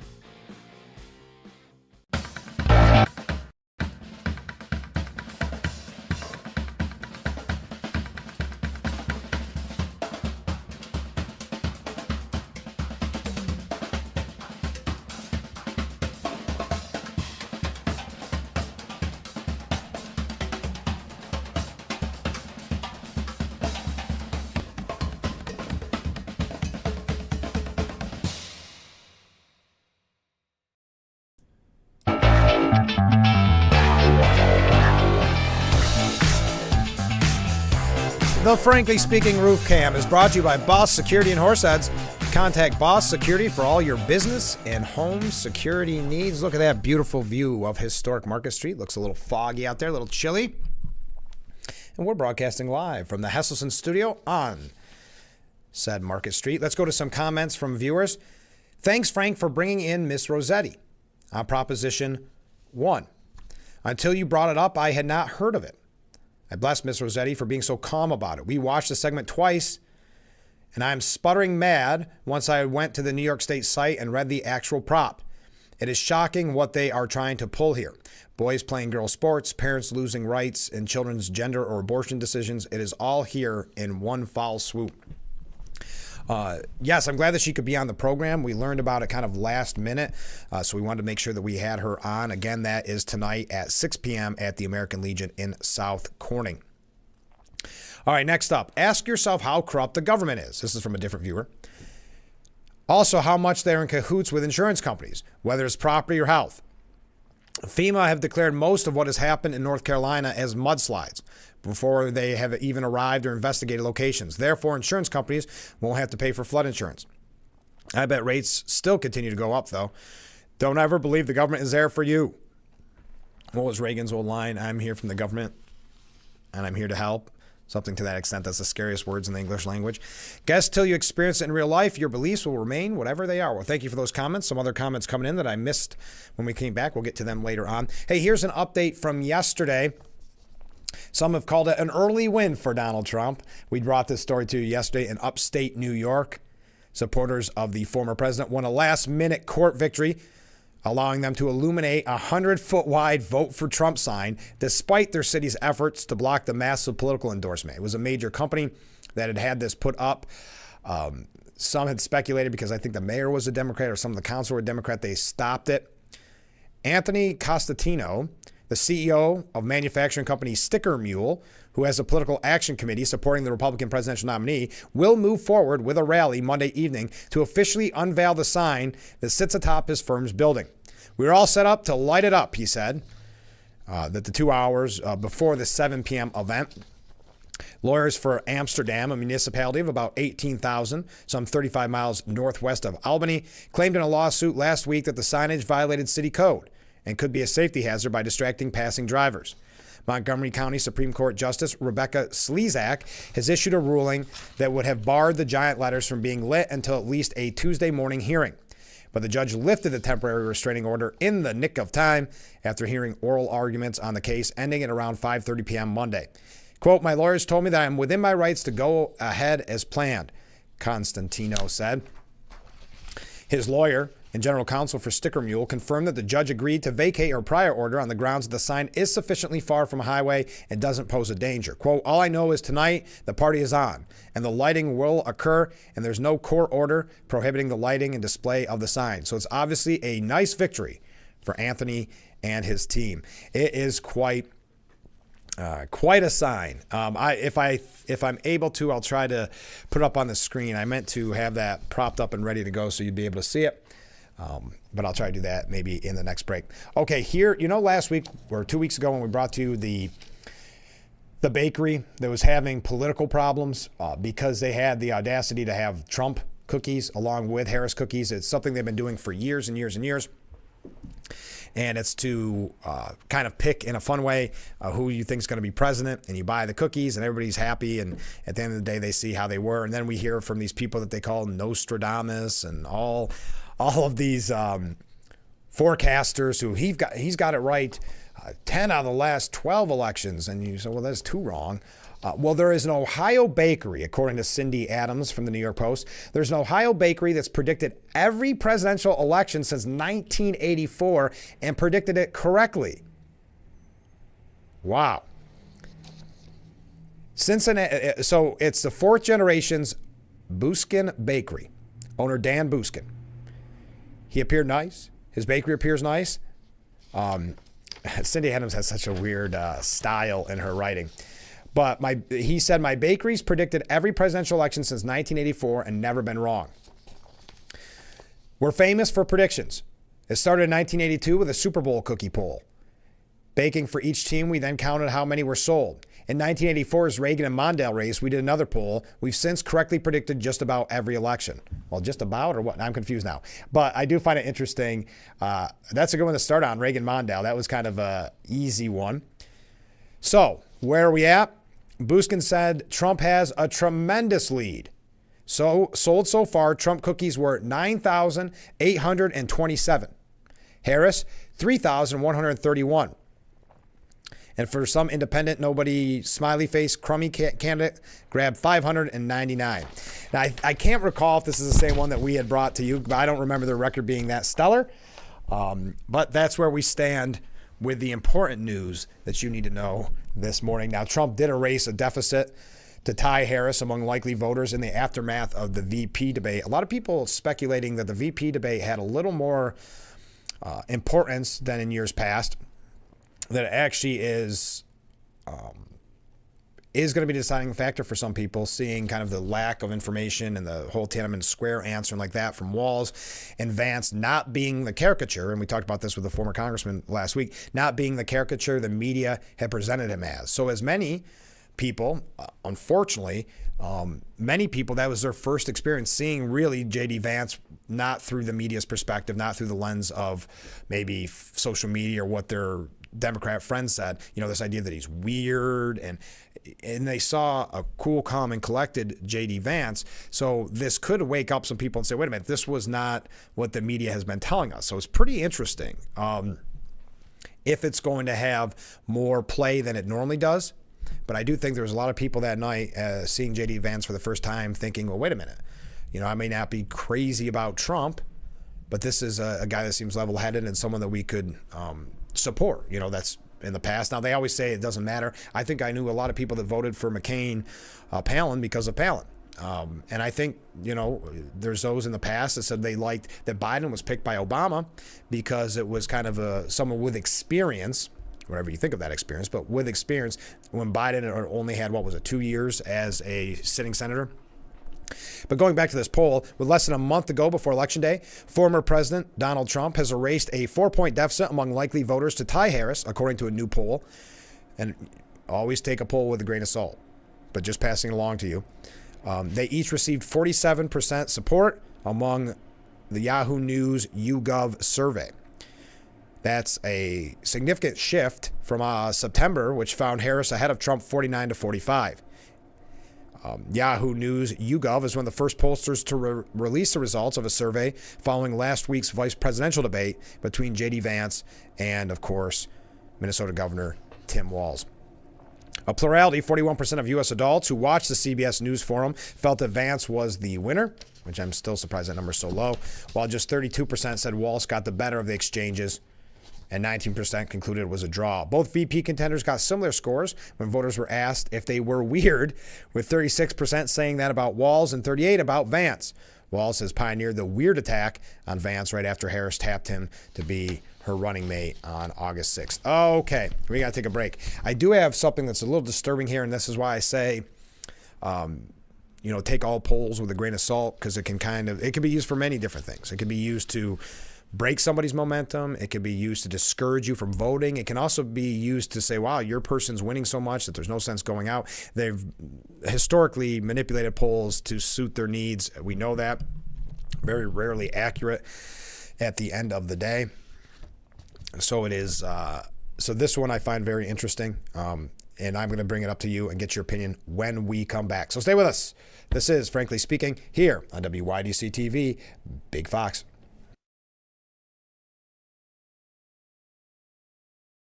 Ranger 1000 is equipped for whatever comes your way. If you have the know-how to take on what comes, the new Ranger 1000 delivers what you need to make short work of it. Ithaca Recreation Sports, Route 13 in Newfield. Get outside and ride. Bathroom of your dreams is only a phone call away with BCI Bath and Shower. We can make your ordinary bath and shower extraordinary. This is not a cookie-cutter design. This is a complete custom build that will fit your every need. It's never been easier or more affordable than right now to get the bathroom of your dreams. We have the best monthly programs in the industry with payments as low as $99 per month or no payments, no interest for 18 months with approved credit. The hardest part of your new bathroom is gutting and building the tub and shower. If your bathing area is old, there could be damage behind the walls and possible mold and mildew, which can be a serious safety issue. At BCI, we don't cover a problem, we fix it. Call now to get a never clean glass treated door with a no-track system at half off for the first 50 callers. Factory trained, certified installers made in the USA and discounts for seniors and military. Call 800-704-1798. That's 800-704-1798. What's up, guys? What I'm about to show you is going to change the way you shave your head forever. You can shave your head in 90 seconds or less. With no cuts or nicks. It's 100% waterproof. It even works in the shower. Introducing Remington's Balder Boss. With increased flex and 5 dual-track floating head design, get over 60% more head coverage for a faster, closer shave and skin-close results. No nicks, no scrapes. Fit in the palm of my hand, and the results were amazing. Shave in the shower or with any foam or gel. With Japanese-grade steel blades, plow through the thickest of hair. Anytime, anywhere. There's even a pop-up trimmer to complete your perfect groove. Now, you can try the Remington Balder Boss in your home for 30 days for just $14.99. Complete with a 5-year limited warranty and 100% satisfaction guarantee. You can also get our ear, nose, and brow trimmer free. Just pay separate processing and handling. Give it a try. You won't be disappointed. Order your Balder Boss now. In a game of few words, Urkel, glasses, nerd. It pays to know your nerds. If you guys didn't get nerd with me sitting up here on this show, 25 words or less. Weeknights at 5 and 5:30 on Big Fox.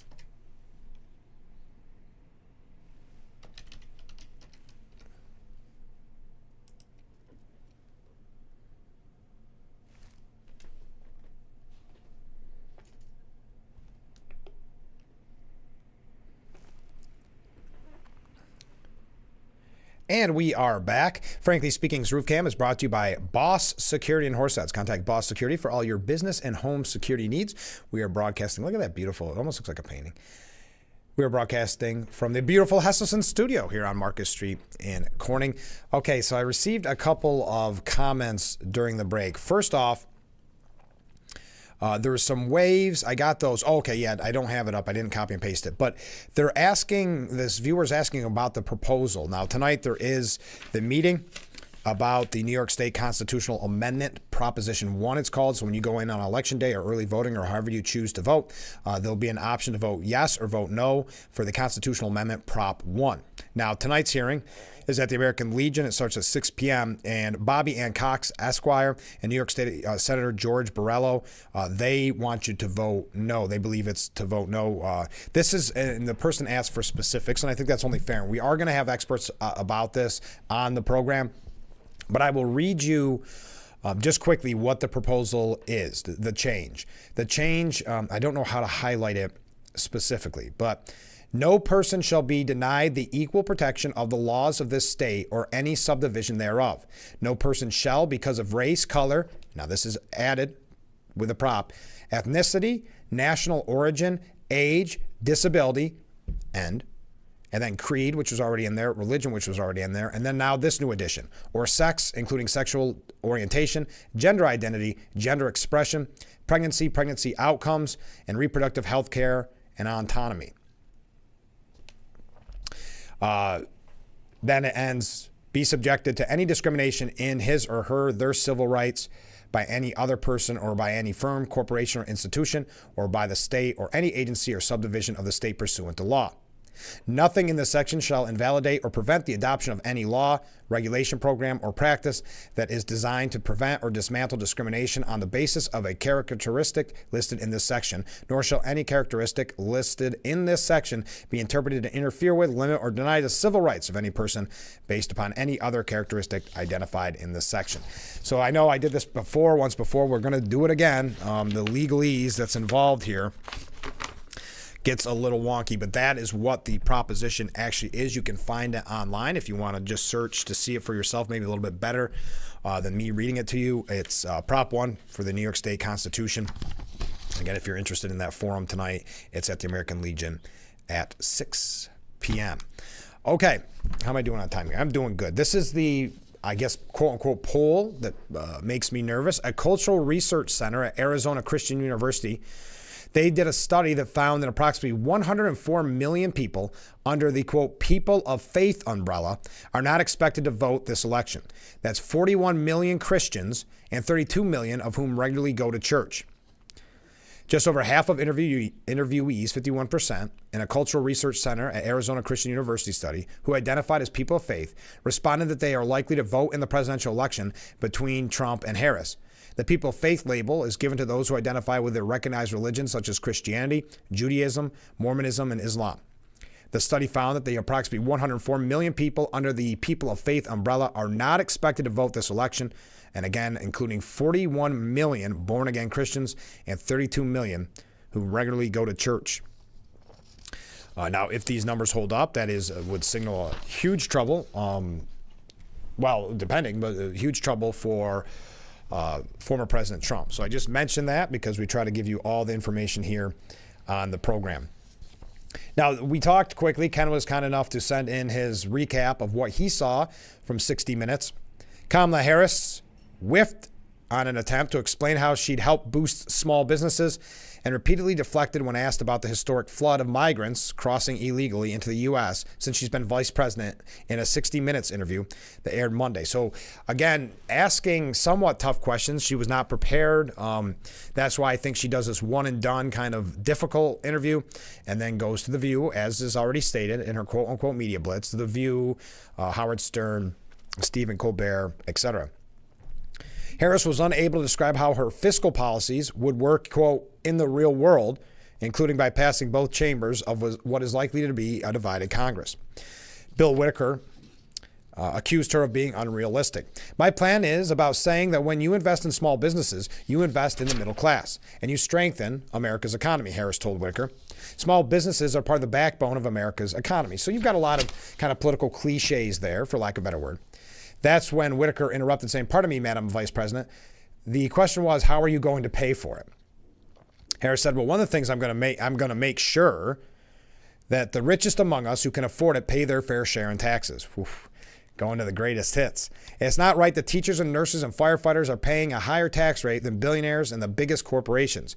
And I plan on making that fair.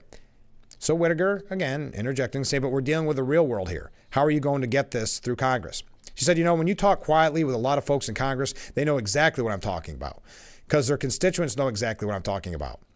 Their constituents are those firefighters and teachers and nurses. She did something there that the media is very good at doing. Many people behind closed doors are saying X, Y, or Z. I don't know. Does she really believe at the end of the day that she can get through this? Get this through with this kind of dumping of more money?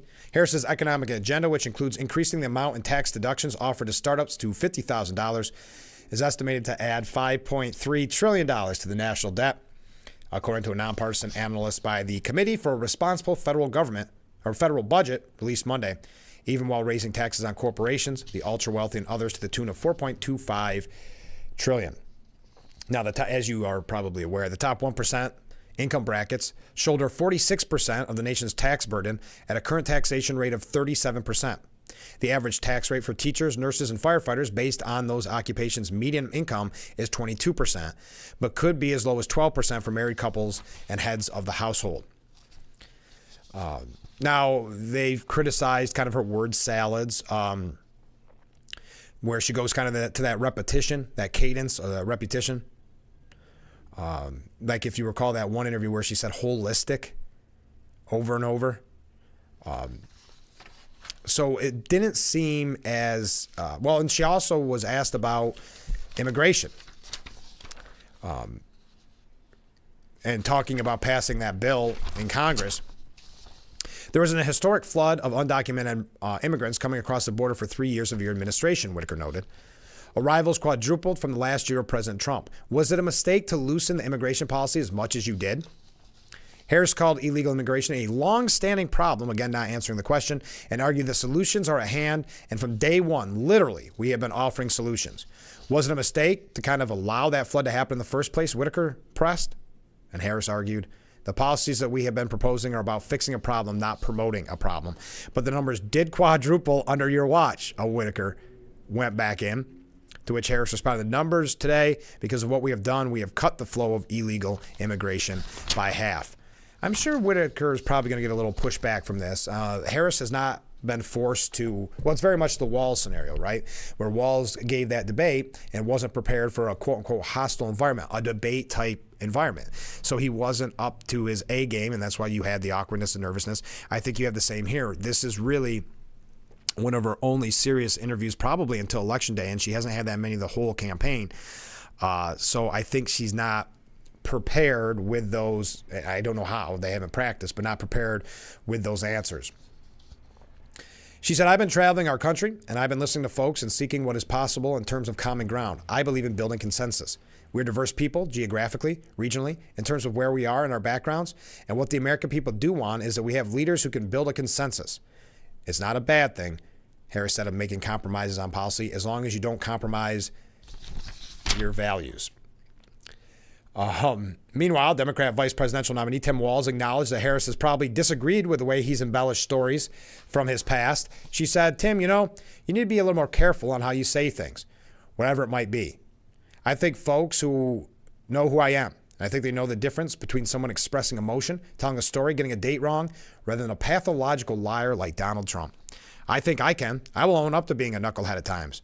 But the folks closest to me know that I keep my words. That was Tim Walz in regards to the numerous fabrications in his, I guess, biography or autobiography. When we come back from the break, we're going to take a look at what CNN thought were the biggest takeaways, because we give you all sides and all positions, what the biggest takeaways were. And most importantly, I want to hear from you. So stay with us. We'll be right back with Frankly Speaking here on WYDC TV, Big Fox.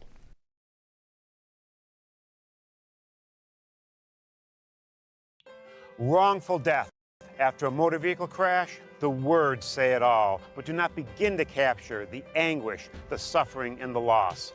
It's hard not to be emotional during a time like that, but that's exactly the time when you need someone to be clear-headed, eyes open, and know exactly what has to be done to protect survivors and to get some justice. That someone will be me, William Mattar, when you call 444-4444. Wow, you found it. I did. The History of Water Part 6? I've been dying to read this. I know, honey. I always wanted that book. At Culligan, we get that most people don't think about water like we do, and that's okay.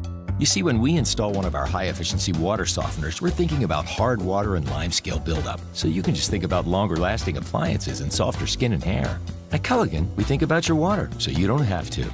Call today to schedule your free water test. What's up? What I'm about to show you is going to change the way you shave your head forever. You can shave your head in 90 seconds or less. With no cuts or nicks. It's 100% waterproof. It even works in the shower. Introducing Remington's Balder Boss. With increased flex and 5 dual-track floating head design, get over 60% more head coverage for a faster, closer shave and skin-close results. No nicks, no scrapes. Fit in the palm of my hand, and the results were amazing. Shave in the shower or with any foam or gel. With Japanese-grade steel blades, plow through the thickest of hair. Anytime, anywhere. There's even a pop-up trimmer to complete your perfect groove. Now, you can try the Remington Balder Boss in your home for 30 days for just $14.99. Complete with a 5-year limited warranty and 100% satisfaction guarantee. You can also get our ear, nose, and brow trimmer free. Just pay separate processing and handling. Give it a try. You won't be disappointed. Order your Balder Boss now. The Big Fox website is here now. WYDCTV.com. Local and national news that keeps you informed and involved. WYDCTV.com. Today's weather, up to date and in your town. WYDCTV.com. Sports news, local events, and health stories that affect you. WYDCTV.com. The Big Fox website. Your news here now. WYDCTV.com.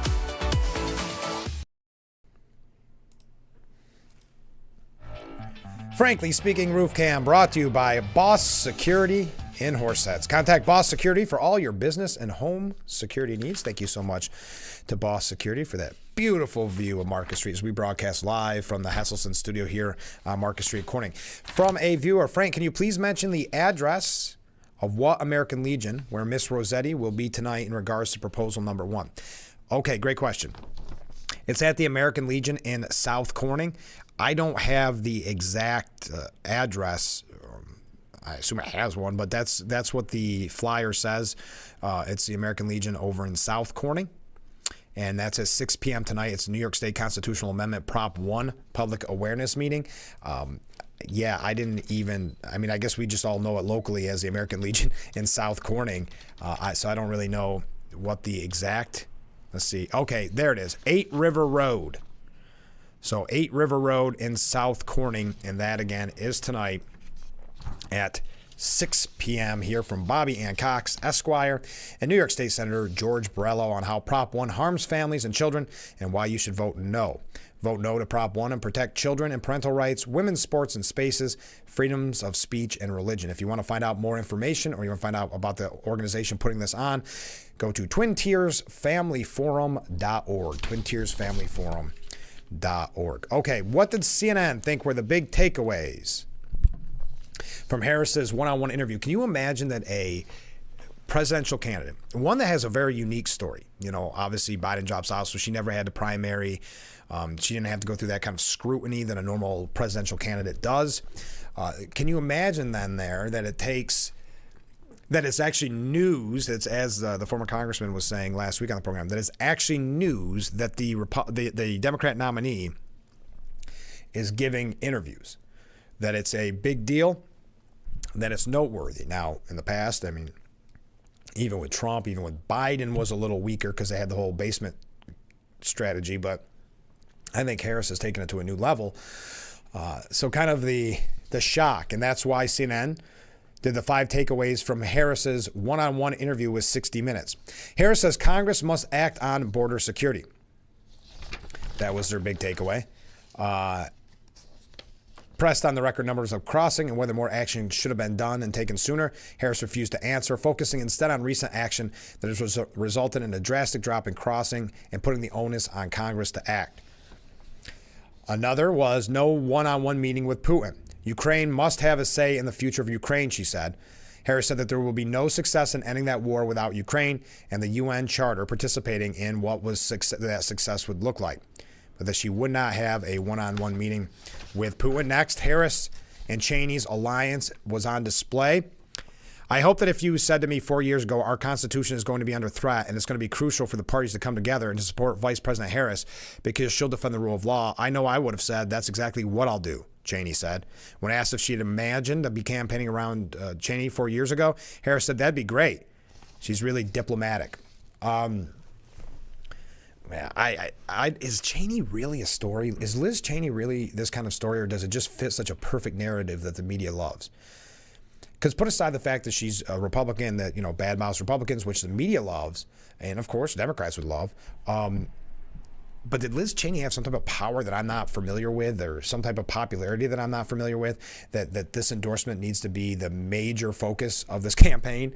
Now, I'm shocked that her father endorsed, of course. But notice the turn in the media now. Their hatred for Dick Cheney almost now completely forgotten. And remember, they said some very nasty things about Liz Cheney, too, until she became a maverick and started bad-mouthing fellow Republicans. Next up on the 5 takeaways, Walz says Harris told him to be more careful with his words. I had mentioned that one already. And finally, Harris slams Trump's decision to drop out of the 60 Minutes interview.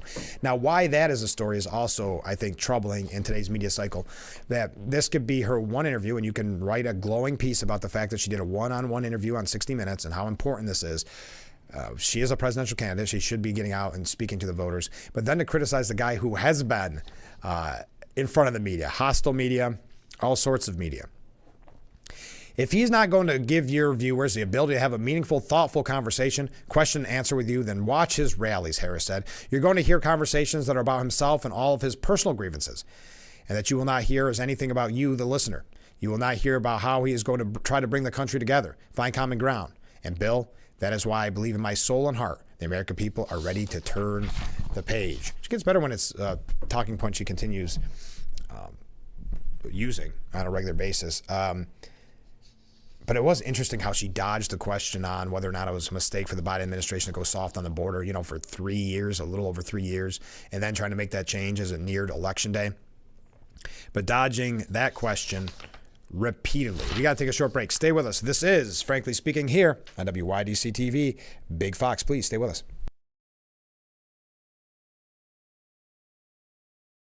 Rated the best hearing aids of 2023 by Forbes, the Audion Atom 2 series offers superior sound quality and functionality for a fraction of the price. For just $189 a pair, the Atom 2 features 4 different hearing modes for all types of hearing loss. It packs crystal clear sound, a nearly invisible design, and is even rechargeable. I actually like them better than my old $5,000 hearing aids. They're so comfortable, I forget I'm wearing them. And the sound is amazing. The Atom Pro 2 is our smallest hearing aid yet, featuring advanced background noise cancellation, and is the world's first hearing aid with built-in UV cleaning that kills 99% of bacteria. I could not believe how my hearing and life changed without seeing a doctor or having a hearing test. Join over 500,000 happy customers today and get the hearing you deserve. Call 1-800-434-9816 or go to audionhearing.com to get your pair of Audion hearing aids starting at just $189.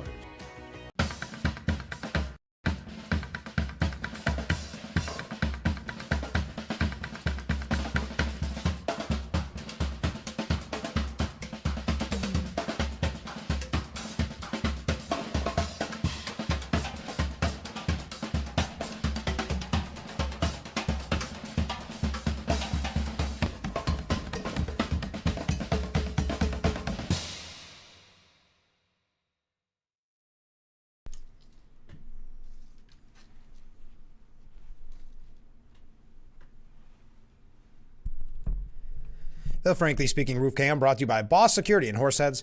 Contact Boss Security for all your business and home security needs. Beautiful fall morning, a crisp fall morning as we broadcast live from the Hesselson studio here on Market Street in Corning. I nearly forgot I had planned this, and then I forgot to. This is a picture of that Trump sign that caused quite a stir in Amsterdam. You can tell that's a large building, and that is a large lighted sign. So I wanted to show you a picture, if at all possible. I think there was one other. That's all right. There was one before it, but I don't know if I can. Yeah, it'll be too difficult. So there we go. Back to the program. Harris said candidates must earn voter support despite skipping the primaries before becoming the Democrat nominee. A quarter of registered voters still say they don't know you. They don't know what makes you tick, said Bill Whitaker during that sit-down interview. Why do you think that is? What's the disconnect? Now, I think many of us would know it's because of the lack of press conferences, lack of media, other than her rallies, in the one debate. It's an election, Bill, and I take it seriously that I have to earn everyone's vote. This is an election for President of the United States. No one should be able to take for granted that they can just declare themselves a candidate and automatically receive support. You have to earn it, and that's what I intend to do. The Democrat Party has been accused of let me try to take a step back. The Democrat Party has been accused by critics of anointing Harris as the party's nominee after Biden abruptly ended his re-election bid following the first debate against a former president. In response to the criticism, Nancy Pelosi said the party's presidential nominating process was open and Harris won it despite the absence of any such contest. So she said you have to earn it, and that's what I intend to do. But of course, again, not giving the press conferences, not getting going to media outlets. I mean, this big media blitz she's on, that's the toughest one she had right there was 60 Minutes.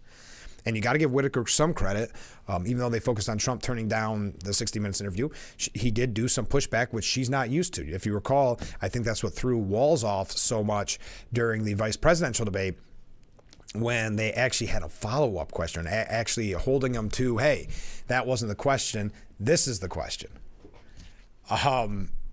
When that was the case, that was with the Tiananmen Square issue. It threw him completely off, and you could see by that mini meltdown, if you will. Also, another takeaway, I guess, on the 60 Minutes is that we now learn that Kamala Harris owns a Glock semi-automatic pistol, which we know the administration has been critical of semi-automatic pistols in the past, but a hard left turn here, said Whitaker. But you recently surprised people when you said that you are a gun owner and that someone came into your house that they would get shot. Harris said that is not the first time I've talked about it. So Whitaker said, what kind of gun do you own and when and why did you get it? She said, I have a Glock and I've had it for quite some time. And I mean, look, Bill, my background is in law enforcement, and so there you go. So Whitaker, shocked like most people, have you ever fired it? Harris said, yes, of course I have. At a shooting range, yes, of course I have. And as I mentioned, Walz saying on 60 Minutes that in your debate with Senator J.D. Vance, this was the question he was asked, you said I'm a knucklehead at times. And I think you were referring, I was going to say referencing, but I combined them, referring to the time that you said that you were in Hong Kong during the Tiananmen Square unrest when you were not. Is that the kind of misrepresentation? Isn't that more than just being a knucklehead? Walz said, I think folks know who I am. And I think they know the difference between someone expressing emotion, telling a story, getting a date wrong, rather than a pathological liar like Donald Trump. I will own up to being a knucklehead at times, but the folks closest to me know that I keep my word. So are they going to try to make knucklehead a thing, like a term that they're going to use a lot? So this goes back to a question I kind of posed to you earlier on in the program. And it's a really good piece from the New York Post. Yeah, I have time. As Vice President Harris enters the last month of the 2024 race for the White House, she's proving she either won't or can't reach out to any persuadable voters. In her Monday night interview with CBS, it looked like can't. Bill Whitaker asked a series of perfectly reasonable questions, and she delivered gibberish. So not it won't, she just can't. Is Israel's Benjamin Netanyahu just ignoring the White House? Harris offered a convoluted statement on our advocacy that brought some results she and President Biden wanted without naming one of them. Now how she's going to pay for a spending plan? Tax the rich. She says Whitaker retorts, in the real world, how will you get it through Congress? She said firefighters and teachers and nurses will demand it. Whitaker didn't look convinced, and it's hard to imagine who would be. And then the interview at least aimed at a general audience. What swing voter does she expect to reach from softball interviews with Call Her Daddy, Howard Stern, Stephen Colbert, The View. Now, the Call Her Daddy audience is almost entirely young women, a demographic Democrats have been crushing for years. And even then, some listeners felt insulted by the propaganda. It's also hard to see how you'll gain any more among the rich white dudes, average household income $160,000, who still listen to Stern. And anyone turning into The View or Colbert these days is already on her side. Is she just trying to get them to actually bother showing up to vote? Harris needs to win undecideds in the Sun Belt and blue wall swing states, but nothing she says even seems intended to convince them. They want some sign of a difference from the Biden-Harris years. How will she help families get back what they lost to Biden-inflation? Why won't her mega spending plans bring Kamala-inflation? What will she do to stop the millions jumping the border? Democrats won't win by simply insisting they care about the little guy they've punished for the past 4 years. They need to show a new vision. But whenever Harris talks, she struggles to show any vision at all. Going through the motions is a bizarre strategy in the final weeks of an election, but maybe it's the best Kamala Harris can do. Yes, because you know at The View and places like that, it will be very friendly. Stephen Colbert will make jokes. Well, obviously she'll have jokes prepared, but will make jokes at Trump's expense, and she'll get the laugh, and she'll look personable. And as Kristen Flint, well, got to take a break. Last break of today's edition. Stay with us. This is Frankly Speaking here on WYDC TV, Big Fox.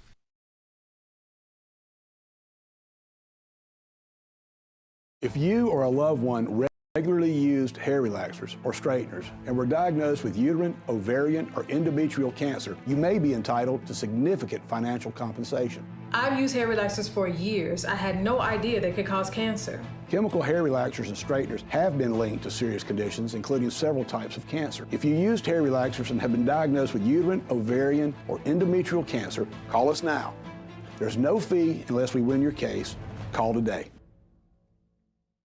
What do you do when your tire goes flat and there's no air anywhere? You reach for Bullseye Pro, the smarter, faster, hands-free way to fill it up with air. Bullseye Pro is equipped with a rechargeable lithium-ion power plant. So fast and so convenient. It's like the power of an air compressor in the palm of your hand. Look, you can inflate all 4 tires on a single charge. It has a built-in smart pressure digital sensor that gauges and automatically stops when the set tire pressure is reached. Easily inflate pool toys, exercise balls, and more. more. Call or go online now and get the complete Bullseye Pro inflation system for the factory direct price of just $79.99. Plus, we'll ship your entire order free, and we'll give you a 50% discount on a second one. Order now. Order call 1-800-970-9843. That's 1-800-970-9843, or go to getbullseyepro.com.